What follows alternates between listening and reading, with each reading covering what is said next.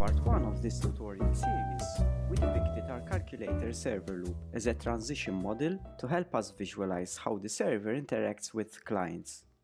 Now that the picture is more or less clear in our head, we can get technical and focus directly on the Erlang code. Before concluding part 1, we saw some safety properties that we would like our program to observe. We have expressed these informally in English, which makes it hard to state exactly what we want. Now, we discuss how such informal properties can be expressed in a precise manner that is also amenable to formal verification.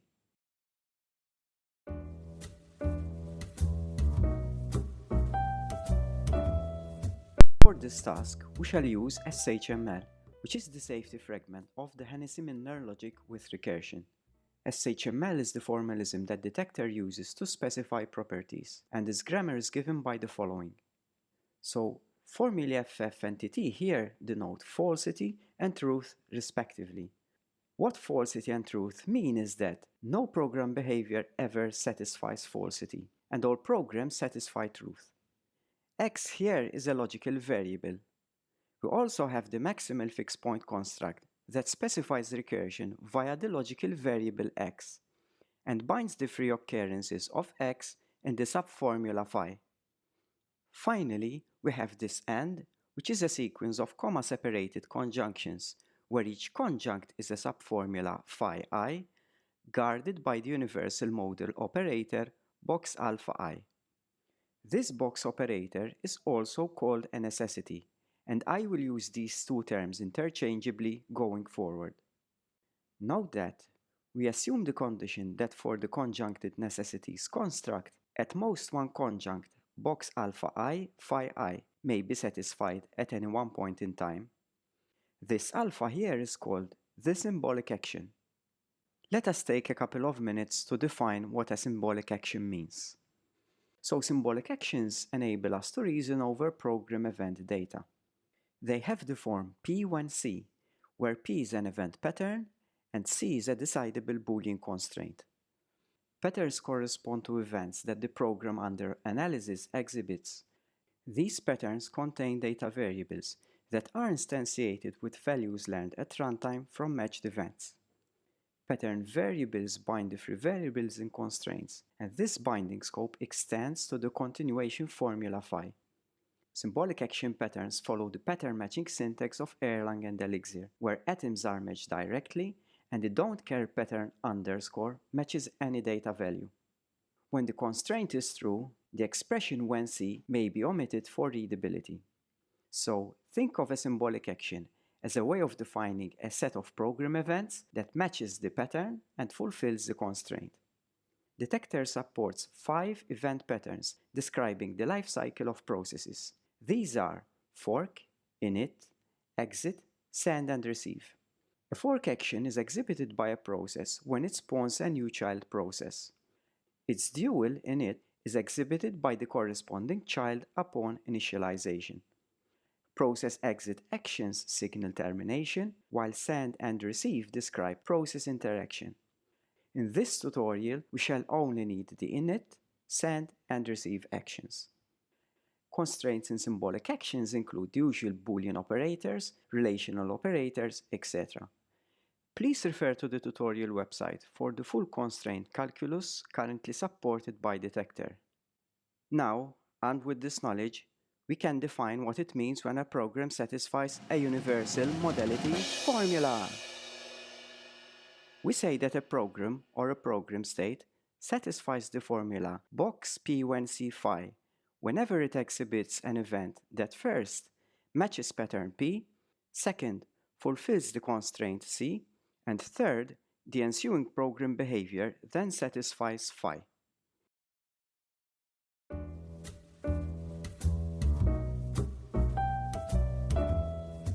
Let's consider a simple example of what we can specify using sHML. This formula here, with the send symbolic action, describes the property requiring that the program does not exhibit a send event whose payload consists of the tuple by tot with a negative total. So, first of all, the symbolic action captures the set of program events of type send that have the tuple by tot as a payload. Secondly, the constraint narrows this set of send events down to just those whose payload total is negative.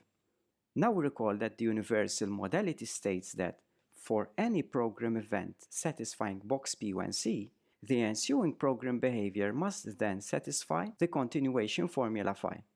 But wait, we said earlier that no program event can ever satisfy FF. So, this means that this formula here can only be satisfied when our calculator program does not exhibit the event set described by the symbolic action.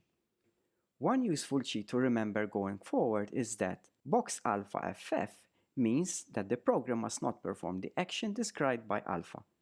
Do you remember that we said that safety properties state that for any sort of program behavior, nothing bad ever happens? What this means is that all it takes to show that an sHML formula is violated is to find an instance of program behavior that contradicts the assertion we claim must hold. So the game that we are playing is that of proving the program wrong on at least one count. Let's dry run this formula on the editor just to understand better. Suppose our calculator server has the PID 0.10.0, okay? And it exhibits the send event which I'm highlighting here, where the client PID is 0.16.0 and the payload is the tuple tagged with by and a negative request count. The event pattern of the symbolic action in our formula matches this send event pattern, instantiating the variables srv to 0.10.0, clt to 0.16.0, and tot to -1. The constraint when tot is less than 0 is also satisfied by the value of -1, which leads to a violation of the property. For a different event, say the one I'm showing here, the symbolic action in the necessity is not satisfied, and consequently, the whole formula is not violated. Going further, consider another event, for instance, the exit event shown here. This does not lead to a violation either. And why is that? Because this send event pattern fails to match the exit event shape shown here.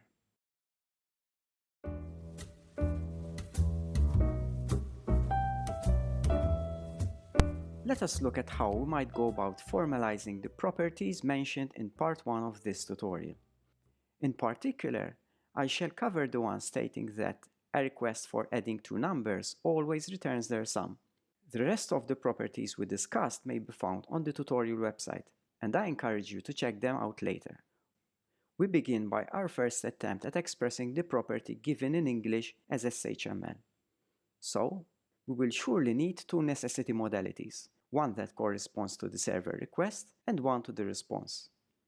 Since this is the behavior we do not want, we follow the last necessity with falsity, FF. We can go ahead and fill in the receive pattern in the first necessity. The receive consists of the process exhibiting the receive, which in this case is the server. And I'll use the variable srv1 as a placeholder that denotes it. Then we add the payload received by the server, which is a pair consisting of the client PID, and I'll use clt1 as a variable, and also the payload. If you recall from our very first section of part 1, the payload consists of the triple tagged with add and the two arguments to be added, A and B. The second necessity that takes care of the send program event is very similar. So, start by adding in srv2, and clt2. This expression stands for the server sends to client.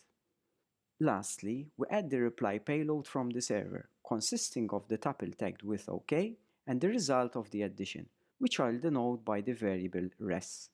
So far, so good. Now we need to constrain the set of program events that will lead to a violation. These program events are all those whose result is not equal to the addition of A and B. And we do this simply by typing in when res is not equal to A plus B. And I want to draw your attention to a couple of things.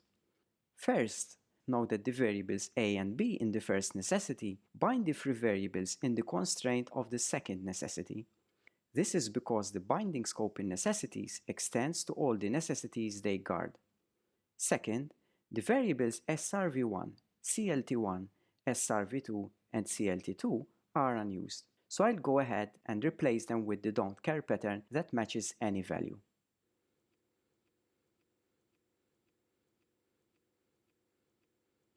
Okay, and we're left with this.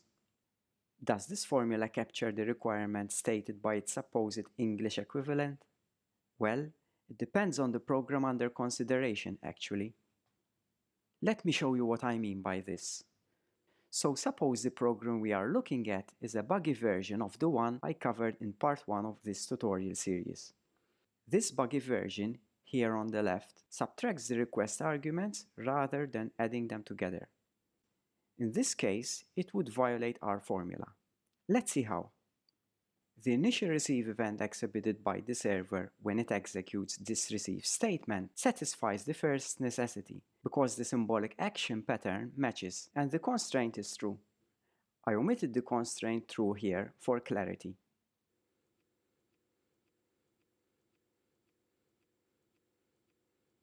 Once the receive clause that handles the addition request is executed, the server exhibits a send program event that satisfies the second necessity.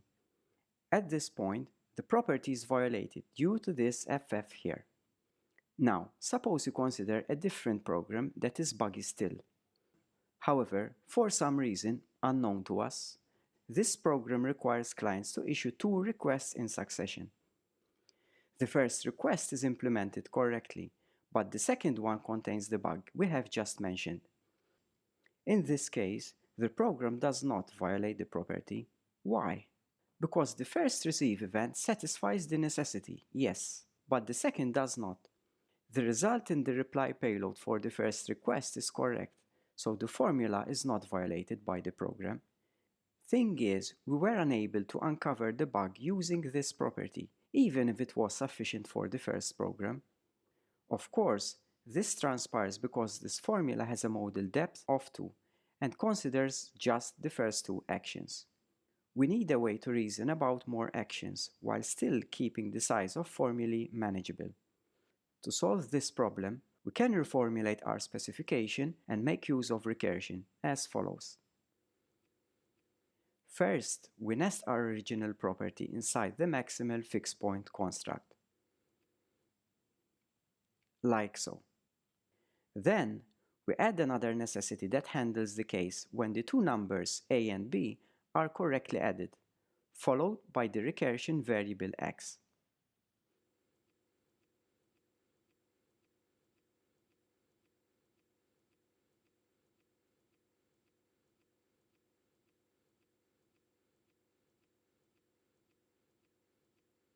Note that the symbolic actions in these 2 inner necessities are mutually exclusive. One handles the bad case and leads to the violation, one handles the good case and unfolds. The bug in both programs can now be detected with this refactored sHML formula. In the simpler version of our buggy program, the violation happens immediately after one request-reply interaction of the server.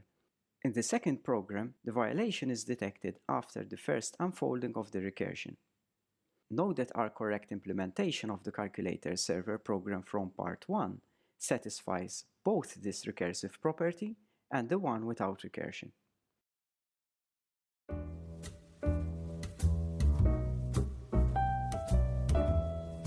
Now let's get back to our first property concerning the server request count total. Currently, the specification we've written does not account for the other events that the calculator server can exhibit. For example, it ignores the receive event that a client sends to shut down the server. Similarly, it also disregards receive events for addition and multiplication requests. As a consequence, the server will never be in a position where it violates the formula.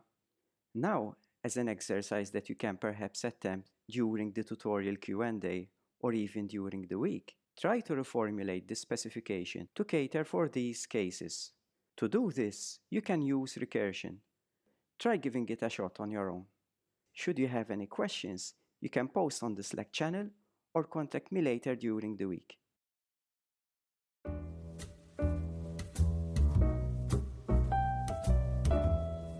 Our property is almost ready to be used in detector, but there are a final couple of amendments to make.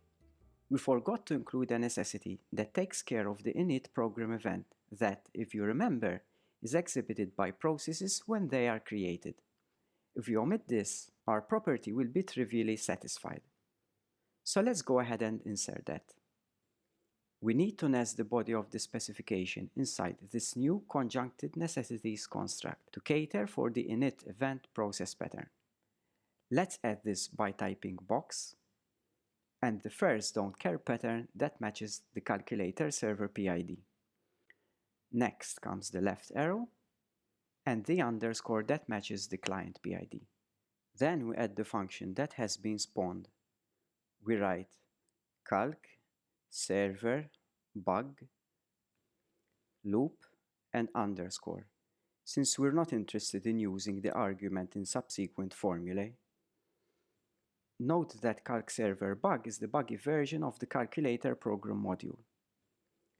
And with that done, all that remains is to specify on which process of the program we want our property to apply. In detector, we do this using the with and monitor meta keywords to identify the function that will be spawned to execute as a process. So let's write with at the very top, and then calc server bug loop, and once again underscore, and then monitor to demarcate the property we want analyzed. Okay, let's tidy up by indenting things properly, since it keeps stuff clear and legible. There, that's done. In part 3 of this tutorial series, we learn how runtime analyzers can be synthesized from such specifications. I will in fact use the one we've just written to show you how that works. But before doing that, we need to discuss why we need analyzers in the first place when we monitor for program correctness.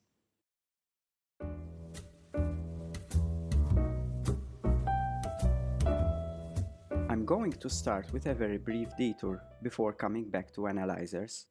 Let me recall our calculator program and its corresponding model for us. So let's focus on the model. From its initial state Q0, the transition system modeling the behavior of our server can follow 3 different paths. This branching structure is induced by the receive expression that introduces a choice between which clause to execute, depending on the pattern match that succeeds.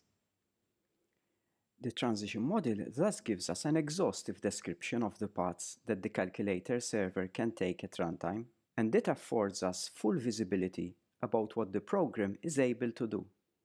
Runtime verification is a post-deployment technique that can be used instead of, or in tandem with, static techniques to increase correctness assurances about a program under scrutiny.